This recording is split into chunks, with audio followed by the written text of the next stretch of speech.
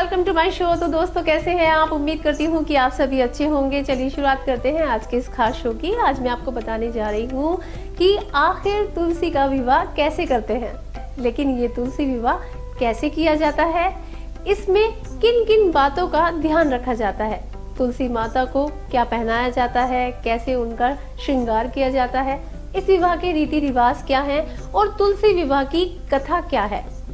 आज मैं आपको तुलसी विवाह से जुड़े इन सारे सवालों के बारे में बताऊंगी। साथियों, तुलसी विवाह के दिन लोग व्रत रखते हैं और भगवान विष्णु के शालिग्राम के साथ माता तुलसी का विवाह करते हैं। इस विवाह को भी हिंदू धर्म में की जाने वाली शादियों की तरह किया जाता है। इस विवाह के रीति रिवाज और परंपराएं भी अन्य शादियों की तरह होती हैं। किसी भी हिंदू विवाह की तरह इसमें भी शादी का मंडप बनाया जाता है और फिर दोनों मूर्तियों की पूजा की जाती है। तुलसी के पौधे को माता लक्ष्मी का भी रूप माना जाता है, इसलिए इस पवित्र पौधे को लाल साड़ी, गहने और श्रृंगार के साथ एक दुल्हन की तरह सजाया जाता है। भगवान विष्णु की प्रतिमा और शालिग्राम को भी एक कुंवारे लड़के की तरह मानकर उन्हें धोती पहनाई जाती है। इस विवाह को पुजारी और सभी उम्र की कन्याओं और महिलाओं के सामने किया जाता है, जिसमें संतान और रीति रिवाज के बाद मूर्ति और तुलसी के पौधे पर वरमाला भी चढ़ाई जाती है। अंत में भक्तों द्वारा सिंदूर, चावल और फूलों की वर्षा की जाती है और प्रसाद ग्रहण करने के बाद ये विवाह संपन्न हो जाता है। पुजारी शादी में बोले जाने वाले सभी मंत्रों को इस पूजा में भी बोलते हैं। इसके अलावा तुलसी माता के मंत्रों का उच्चारण भी किया जाता है। तुलसी विवाह से संबंधित वैसे तो एक से ज्यादा कथाओं के बारे में सुनने को मिलता है, लेकिन मैं आपको यहाँ सबसे ज्यादा प्रसिद्ध कथा के बारे में बताने जा रही हूँ। ये कथा पौराणिक काल से ही चली आ रही है और पुराणों में इसके विस्तार से जिक्र किया गया है। इस कथा के अनुसार तुलसी का पुराना नाम वृंदा था। वो एक राक्षस की पुत्री थी। तो दोस्तों, इसके बाद मैं आपको बता देती हूँ, उनका विवाह जलंधर नाम के शक्तिशाली असुर से हुआ था।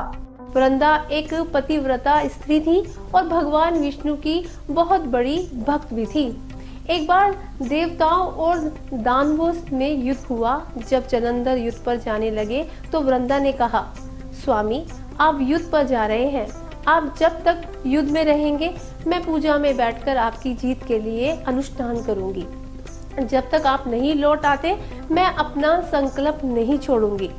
जलंधर युद्ध में चला गया और वृंदा संकल्प लेकर पूजा में बैठ गई। उसके व्रत के प्रभाव से देवता भी जलंधर को न हरा सके। सारे देवता जब हारने लगे तो वो सब विष्णु जी के पास पहुंचे और सभी ने भगवान से प्रार्थना की। तब भगवान विष्णु ने जलंधर का रूप लेकर वृंदा के पतिव्रत धर्म को नष्ट कर दिया, जिससे वो राक्षस कमजोर हो गया और भगवान शिव ने उसका नाश कर दिया। लेकिन वृंदा को जब सच्चाई पता लगी तो वृंदा ने विष्णु को पत्थर बन जाने का श्राप दिया। सभी देवताओं में हाहाकार मच गया।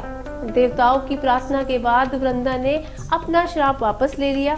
इसके बाद वो अपने पति का सिर लेकर सती हो गई।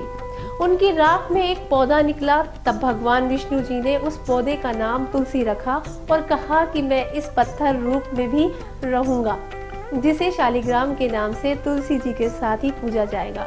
इतना ही नहीं, उन्होंने ये भी कहा कि किसी भी शुभ कार्य में बिना तुलसी जी के भोग के पहले कुछ भी स्वीकार नहीं करूंगा। तभी से ही तुलसी जी की पूजा होने लगी। कार्तिक मास में तुलसी जी का विवाह शालिग्राम जी के साथ किया जाता है। साथ ही देव उठावनी एकादशी के दिन इसे तुलसी विवाह के रूप में भी मनाया जाता है। आशा करती हूँ आपको तुलसी विवाह की ये कहानी आसानी से समझ आ गई होगी। तो इस बार जब आप तुलसी विवाह करें तो इस कहानी का स्मरण जरूर करें। तो दोस्तों, ऐसी ही वीडियो से बने रहने के लिए आपको बस क्या करना है, बने रहना है इंडिया न्यूज़ फैमिली गुरु के साथ। Take care and bye bye.